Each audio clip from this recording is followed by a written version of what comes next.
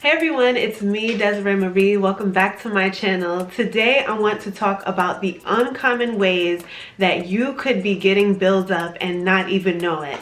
If you guys don't know me, my name is Desiree Marie and I talk about my locks all the time. I am very transparent with my journey. I've been locked now for about 3.5 years and I've been sharing my journey from the very beginning all the way up until this very moment now, as I have had locks for 3.5 years and I love my locks. But you will also realize that I share everything, the good, the bad, and the ugly. And as of recent, the ugly has been my buildup issues. Buildup issues rather. I won't claim it as my buildup issues, but buildup has been a large issue that I have been recently dealing with, but I also dealt with it many times prior as well. If you guys don't know what buildup is something that everyone can get. Whatever texture hair you have, I'm going to get more into that in the rest of the video. But buildup is your hair, your lock, collecting dust, dirt, products, whatever it is subject to. It acts as a sponge and brings that thing in. So you can be doing the best in your lock journey, doing the best and introducing the perfect products for your hair, but you may be doing it all wrong. And I'm just going to cover some of those ways with you guys so that you cannot make the mistakes I made, okay? You guys know I've made mistakes with my journey, with my hair, doing things that I probably should have not been doing. And I consider my journey to be one of self-discovery. Like I said, I've been locked for 3.5 years, but when I started, I didn't know anything about, locks. I got locks because I love the look of them. So I didn't know what I was in for. Even though my mom has locks, there was a lot that I still didn't know. I didn't know how to maintain them properly and what things to put in them to moisturize them, to keep them healthy, to help them to grow. There's so much that I didn't know. It was like a whole new world because I started with loose natural hair for a few years and I come to understand and grow with that. And now to take, my loose natural hair and introduce it to locks, it's completely different. So I don't think everyone who locks their hair knows right off the bat what to do.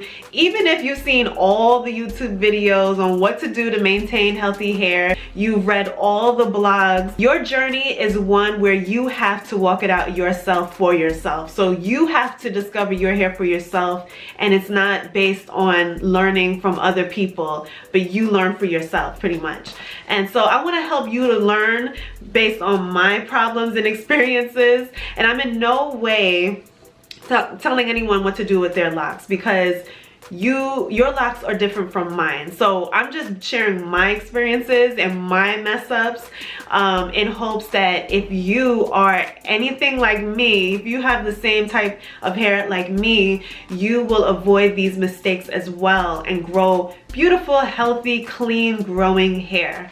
And if there's anyone to talk about buildup, sis, it's me, because I have been queen of the buildup. So I understand the things that I've been doing wrong. I'm now going to tell you guys everything that I've been doing wrong as I recount my mistakes.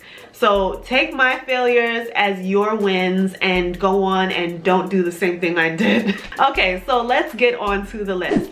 So the first thing that I realized that I have to stop doing, or I'm going to continue getting buildup, is using certain products that have a certain consistency and a certain look. So this includes a lot of milky products, a lot of custardy products, a lot of products that are like colored, like white colored. Those are the products that I've learned to not use. And I learned this this was the first thing that I learned with my locks, because in my baby lock stages, when I first locked my hair, I didn't know anything about locks, like I said. So I had a lot of my ways from when I was loose natural that I brought into my locked journey and didn't really know where to divide the two. I didn't know that there was a huge difference between taking care of loose natural hair versus taking care of locked hair.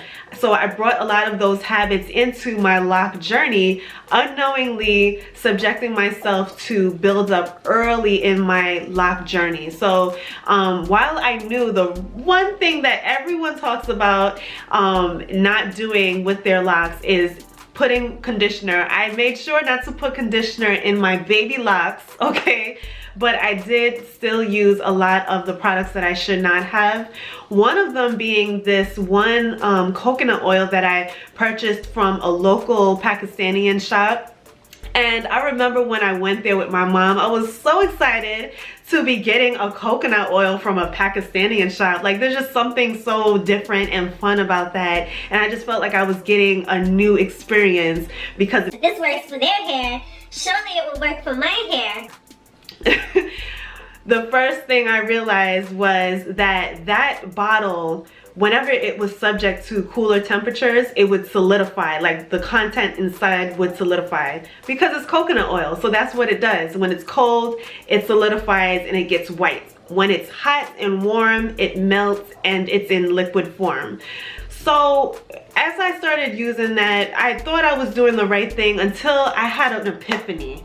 I had an epiphany while I was looking at the bottle as it was in its cold state. And I thought to myself, okay, if it does that when it's cold, when the temperature is cold and the coconut oil solidifies and turns back to its white solid state, what will it do to my locks? Around that time, it was winter time and I was starting to see some white stuff in my hair, just didn't know what it was.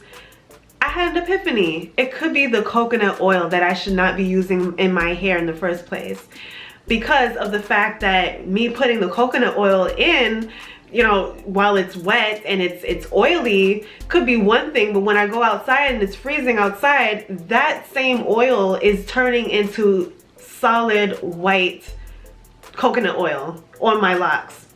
And as you know, there are just some things according to your particular situation in your hair that you probably should not even be bothering with at all. And at that time I didn't know, but it was the coconut oil. And this coconut oil wasn't even pure coconut oil. I didn't know that there was such thing as a coconut oil that was not pure. I mean, until I looked at the back of the bottle after, you know, some time of using it and realized, wait a minute, this coconut oil has so many other contents of ingredients packed into the bottle as well. So it's not only coconut oil, but I'm actually using coconut oil mixed with all these different other things that I can't even pronounce, and it just made me not want to put that in my hair anymore. So that's just one of the things that I had to learn not to do. I did eventually throw out that coconut oil, and I eventually just stopped using coconut oil altogether because my hair just does not agree with it. Another common mistake that you could be making that could be bringing along the issues of lock buildup and so many other things is not knowing your hair porosity. If you guys have been following me for a while now, you know that I have pretty much preached about hair porosity and knowing your hair porosity, because everyone has a hair porosity. There's high hair porosity, low hair porosity, and regular or medium hair porosity. And porosity is your hair's ability to absorb moisture. So everyone has a different way of absorbing moisture. Some people, they absorb moisture just as quickly as they put the oil or the leave-in conditioner on their strands, and then the hair gets dry really fast. Some people, they spray their hair with the leave-in mist or put oils in, and for some reason the content just sits right on top of their locks, right on top of their hair strands. That's low hair porosity. And if you're in the middle, your medium hair porosity, which is pretty much perfection. I unknowingly stamped my hair with the wrong porosity type. I thought that I was high porosity all this time, when in reality I was low porosity, and that means that my hair was just not absorbing the moisture that I was putting on it, and it would the product would just sit on top of my strands if I didn't go ahead and work the product into my hair. And me not understanding this, I didn't take the time to work the product into my hair. I would just, you know, spray my hair, you know, fluff it up a little bit and think that that was good. But I would end up with not sweat beads, but water bubbles on top of my locks until I would actually work the product in. So with that knowledge, I realized that when I would put oils on my hair or spray my hair, I need to take the time to work it into my locks, or it will stay on top of my locks and become buildup. So if you have low porosity hair and you are not working the product into your hair, you may be unknowingly subjecting yourself to buildup issues, which could then turn into a whole new world, a spiral that you don't want to go through, the same one that I have had to go through many times as I'm relearning my hair. So knowing your porosity, knowing your hair porosity is really, really important to growing your hair, moisturizing your hair the proper way, and just developing a good hair routine. Because you could be doing all the right things, putting all the right products on your hair, and getting all the wrong results because you don't know your porosity, you don't know what to do with your hair in order for it to truly become moisturized. So if you don't know your porosity, I have a video where I talked about it. You can go ahead and check out that, or the many videos here on YouTube that also explain the same concept. Another way that you could be unknowingly subjecting your locks to buildup, residue, molds, dread rot, some people call it, is not understanding the quality of the water that you are using in your hair routine. So you guys, if you've been following me, you know that my husband and I have moved to Connecticut almost an entire year ago. And so we were living in New York. New York has the best water. I mean, that's what they say, right? So when we moved out to Connecticut, there was just a difference in the water. When I would bathe, I would realize, wow, this water makes me so, like, you know, ashy. I need to like moisturize quickly or I'm gonna end up with like ashy, flaky skin.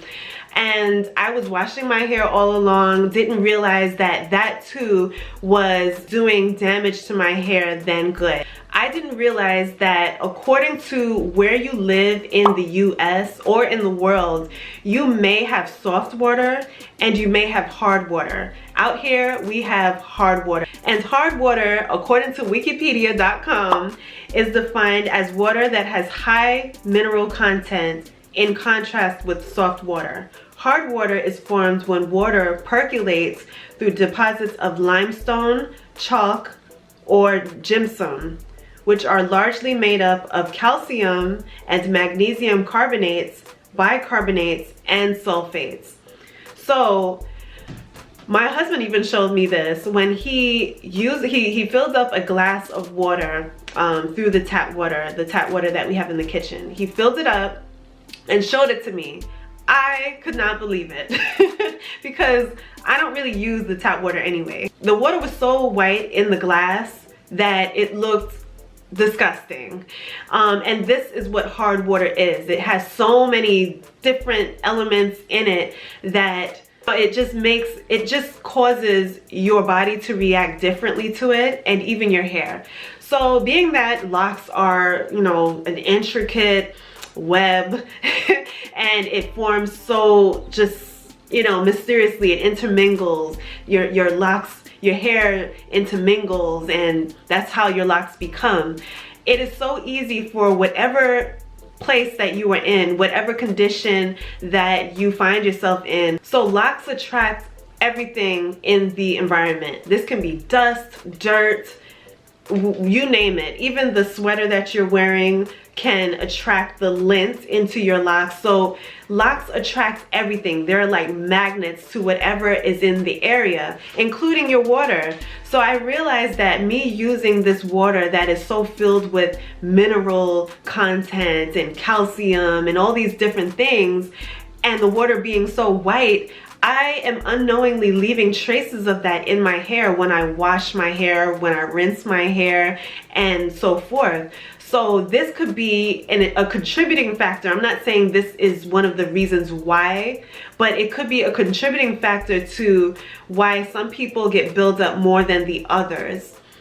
The water could be filled with so many things that it has a color that ends up leaving deposits in your hair and you don't even know. So me with my low porosity hair, it just sits there. So moving forward, I am looking into how I can kind of treat the issue with the water and introduce it to more pure water in contrast to the hard water that I'm seeing right now. And the last guys, this is one of the biggest things that I have just discovered, and I realized, wait a minute, I need to tell you guys. This is one of the reasons why I have had buildup even more aggressively this time. And it is the way that I shampoo my hair. What?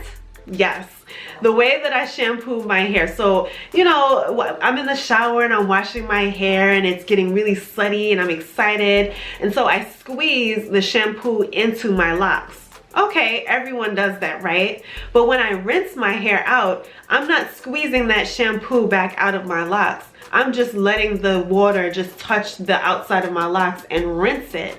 So in essence, the shampoo is left in my locks, and that is one of the reasons why I've had buildup this time around. So I realized that squeezing the shampoo into your locks is not enough. You have to squeeze it right back out or it will stay trapped into your locks. The white suds will stay trapped up in there and actually become buildup and residue. Even if it is the best of shampoos, you don't want to leave that in your locks. So now I try my best to take my time and squeeze my locks when I rinse it, squeeze all the shampoo out, and just take a little bit more time in the shower to make sure that all of my hair is properly rinsed out and I don't have anything left in my hair. So there you go, guys. Those are my problems. Okay, I hope that you can learn from this video. Listen, don't beat yourself up if you don't get it the first time and you are maybe dealing with the same mistakes. This is a journey. We all talk about this lock journey is a journey, and a journey is one where you have not gotten to the end of that particular journey yet. Like, no one has made it, no one has arrived. Everyone is still putting one foot after the other, learning and growing, and that is the beauty of having locks. You're always learning as your hair transforms, as you transform, and you just become even better moving forward as you learn from your mistakes and also the mistakes of others. So thank you guys for watching. I hope that you learned something from this and that you enjoyed my transparency as I talk about some of the issues that I've been facing and how you can just avoid the things that I've been doing so that you can grow beautiful, long, healthy, clean hair. Thank you guys for watching. I hope that you enjoyed. If you're not subscribed, go ahead and subscribe because I upload almost every day fresh new content to help motivate and inspire you on your journey. Thank you guys for watching. I love you and I will see you in the next video. Later, guys. Bye.